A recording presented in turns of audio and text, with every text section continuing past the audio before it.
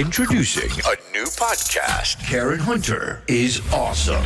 If you like me on SiriusXM Urban View Channel 126, you're gonna love me. And Karen Hunter is awesome. Hey, this is Karen Hunter, host of the Karen Hunter Show on SiriusXM's Urban View. Karen Hunter is awesome is an actual podcast to bring heat and energy and knowledge and power. A 1-2 punch that I don't think you get anyplace else. Tell the truth. So check out the podcast wherever you get your podcast. You will not be disappointed. Karen Hunter is awesome. A new podcast from Karen Hunter.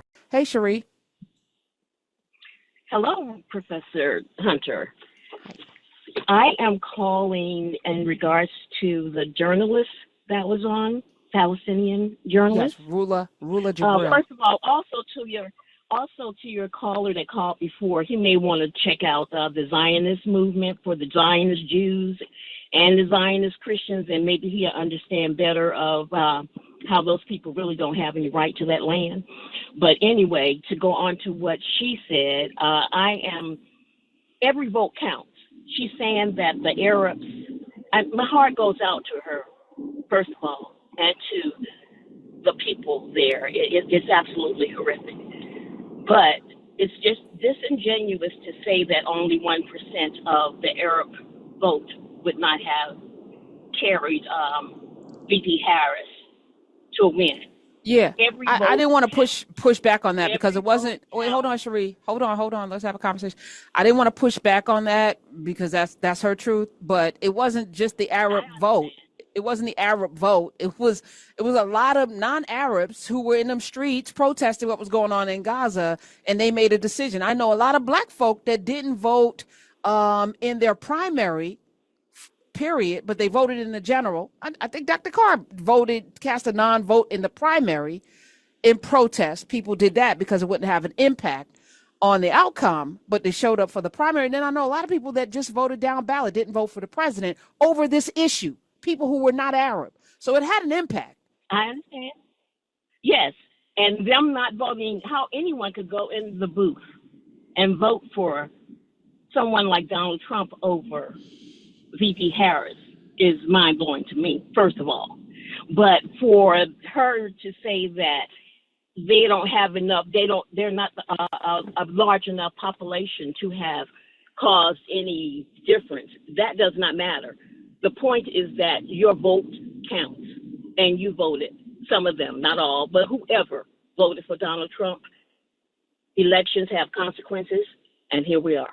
Yep. So that, Yep. That's all I'm having to say. You can't excuse that they did. Now they don't want to own up to it because what is happening, but you did. You voted for a man that was a federal, he's a convicted felon. Yes. Cherie, let's not, I believe the election wasn't on the up and up, but I'm not going to spend my time on these airwaves every day railing about that because there's nothing I can do at this point. This is where we are, right? Even arguing over whose land it is and all, like, the land happened. Maybe they illegally or whatever took the land from the Palestinians. It happened. This is where we are right now. I'm saying let's deal with the people that are here, that are breathing right now, because we can do something right now to lift our voices up to say they matter. Right? I can't put energy on things that I'm not going to relitigate or go through that. But thank you for your clarity, Cherie. Let's go to Frederick in Tennessee. Yes, ma'am. Hey. How you doing? Love your show. Always listen to you.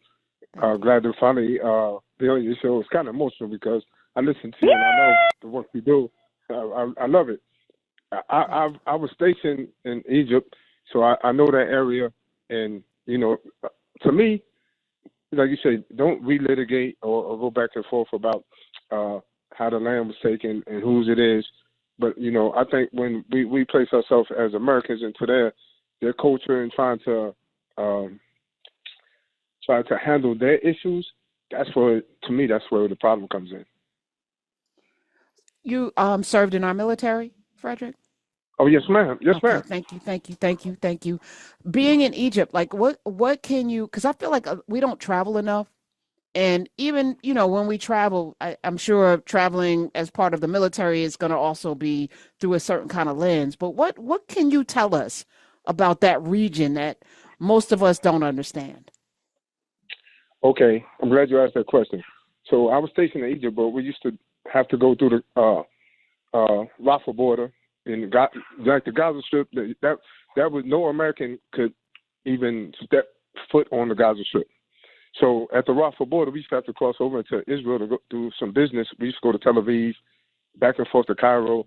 So those people over there are so stringent in their culture and their religion that, you know, that's like somebody coming to your hometown and saying, you know what, I'm gonna put my beliefs and how I feel onto your, you know, it's just so hard to get people to understand that, you know, we go into, anytime we step foot on somebody's land, we never leave.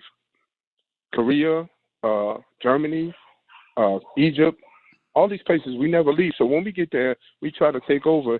And for him to, and I was stationed in Panama also, so that's when he's talking about taking over the Panama Canal. So it's just a whole bunch of stuff that the Americans don't understand, how you can't go to somebody else's land and have an influence in how they choose to handle their business. And yet here we are. So it's insanity. We're in, I do believe these feel like the last days to me, Frederick. But I thank you for being a part of this family and giving us some insight today. I'm going to talk to more experts. I again wanted to, because things have been so slanted one way. I want to talk to somebody that actually lost family members and who's a journalist who has, of course, a particular bias, but her bias is leaning towards humanity and the life of people. She's going over there right now to go get orphans, 38,000 orphans, people who children that lost their parents. Those of you who have lost a loved one, a parent in particular, you know what that feels like as an adult. I'm still struggling, you know, with losing my dad. And now I was a grown ass woman. These babies, not only did they lose their homes, everything upended, blown up, school, everything, life as they know it, life and limb. Lost parents, both parents, because of a conflict that dates back, you know, because we always want to take the last, it's almost like the last hit. This is going on for a while. At some point, somebody's got to be the adult in the room, and it ain't going to be this government. Unfortunately, we don't have an adult in office. So I don't know how it ends well, especially if it's turned into the Middle East Riviera, which is what they've been wanting and salivating over. This is all about property and power and money. This is not about people. Introducing a new podcast. Karen Hunter is awesome. If you like me on SiriusXM Urban View Channel 126, you're going to love me. And Karen Hunter is awesome. Hey, this is Karen Hunter, host of The Karen Hunter Show on SiriusXM's Urban View. Karen Hunter is awesome is an actual podcast to bring heat and energy and knowledge and power. A 1-2 punch that I don't think you get anyplace else. Tell the truth. So check out the podcast wherever you get your podcast. You will not be disappointed. Karen Hunter is awesome. A new podcast from Karen Hunter.